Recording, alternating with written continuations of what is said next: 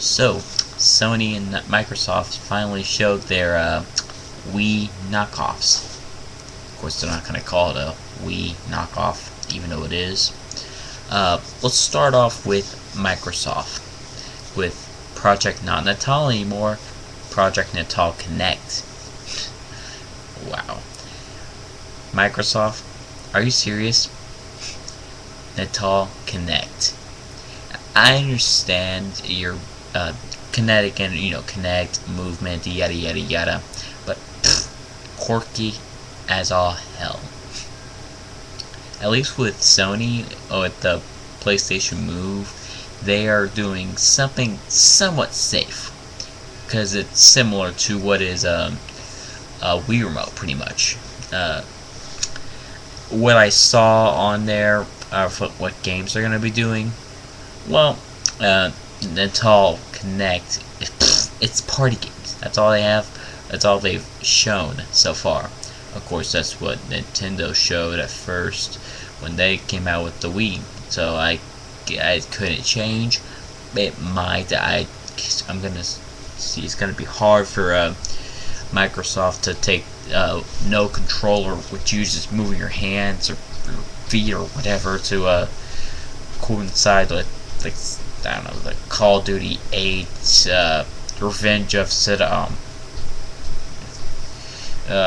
where, and if I were to give them a grade of, like, out of 5 stars, I would give them a 3, if that, 2.5. Yeah, 2.5, because it's something new. It's like something interesting. It's like, okay, what are they doing? But it's not gonna pass with me. Moving on with Sony. Just to let you know, I don't really own a Sony. I'm just going off what I've seen playing on friends' consoles and stuff like that. With the Move, it, like I said prior, it's a Wii Remote with a little bubble on top. Could it be good? It could be. They're going with the safe route, going with the similar mechanics of a Wiimote, which really, unless you're a Wii owner and you have a PS3, I doubt you're gonna buy a Kinect control, or not Kinect controller, a PlayStation Move controller, the iToy, and a PlayStation 3. So yeah, and the same thing for Microsoft. Unless you got a new Xbox 360, which is going to cost you $300 to start off with, controllers, and then the actual unit, the Kinect unit, which putting that together, your Kinect unit is probably going to cost you about $99 or so. It's right there. I mean, boom, boom. No, that's no controllers. Hell, if you put let's say you get 2 controllers, a couple games, let's say 3 games, the actual Kinect unit, and the new console.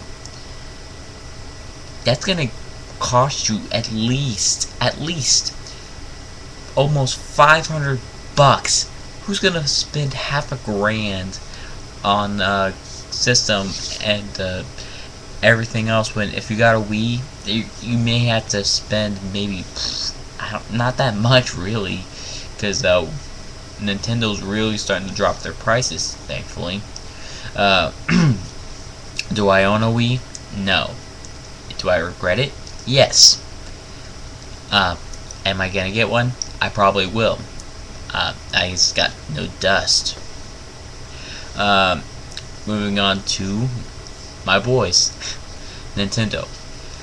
Pretty much what they showed was what I grew up with: 2D platforming, or better known, retro. Like, for example, take the new Zelda, Skyward Sword. Yeah, it's kind of it's like mixing with one side you got your Twilight Princess kind of realism, but and then throwing in some Wind Waker in there, turning on the blender, let it blend for 2 minutes, and then pour the drink in. and boom, you got and you have Skyward Sword, which actually looks very similar, like I guess you can say design wise, as Ocarina of Time, which, in my opinion, one of the best games ever. That's my opinion. If you have a different opinion, whatever. Thing I liked was that thing that I kind of didn't like what Nintendo did was the 3DS.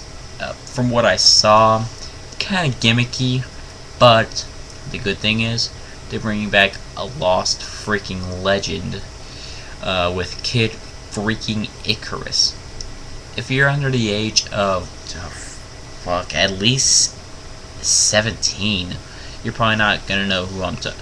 Well, actually, no, because they brought him back for Brawl, so you might know a little bit about Kid Icarus, but they're finally giving him a game in 19 freaking years. Good freaking lord, Nintendo, thumbs up. What would I give if I were to give each one a rating? First place, Nintendo, because you brought back all the classics, Donkey Kong Country, Kirby. I think you're bringing back a Pokemon, Zelda, Mario, obviously, Metroid, obviously, because you showed that in your last E3. And good job not going with the gimmicky stuff with like the heart monitor last year. Second place, I would have to go with Sony, and the only reason I do that is because they did theirs last, so Microsoft took most of their blows. So in a way, I would probably say it's a tie for second, but it's close, but I gotta give Microsoft a dead last because, well, they didn't show anything that we didn't already know about. I mean, yeah, they showed the Metal Gear where you could slice up a bunch of crap, but really, we knew about that like 2-3 months before E3. And of course, the Gears of War, God, they started advertising that like 6 weeks ago, 6 weeks before E3. So gamers kind of had an idea of what Microsoft was going to be doing. Good E3 though. It was a very interesting. Of course, E3 is always interesting. It's got to be interesting to see how they talk. Connect or whatever the fuck they want to call it, and PlayStation Move finish out, because we're going into the midlife crisis of all three consoles. And from the looks of it, I would say this is just a prediction, really. The winner, not economically, because everyone knows that the Wii they took that away from Nintendo and Sony, or from Microsoft and Sony, I should say. By year 2, I'm gonna go with Nintendo because they're sticking to they're holding to their roots. They're going to people like me, the old school gamers. I grew up in the early 90s. I grew up with Nintendo and a little bit of Sega, but mostly Nintendo. So I'm gonna the next console that comes out for Nintendo, I'm probably gonna buy it, and that's just because, well, I feel kind of guilty for not getting a Wii first and getting a 360, which I'm gonna be honest, I really didn't start getting that many games till about, well, since I started getting my own real steady income about a year and a half ago. So, well, because of YouTube's 10-minute rule, this sucks, but see you later.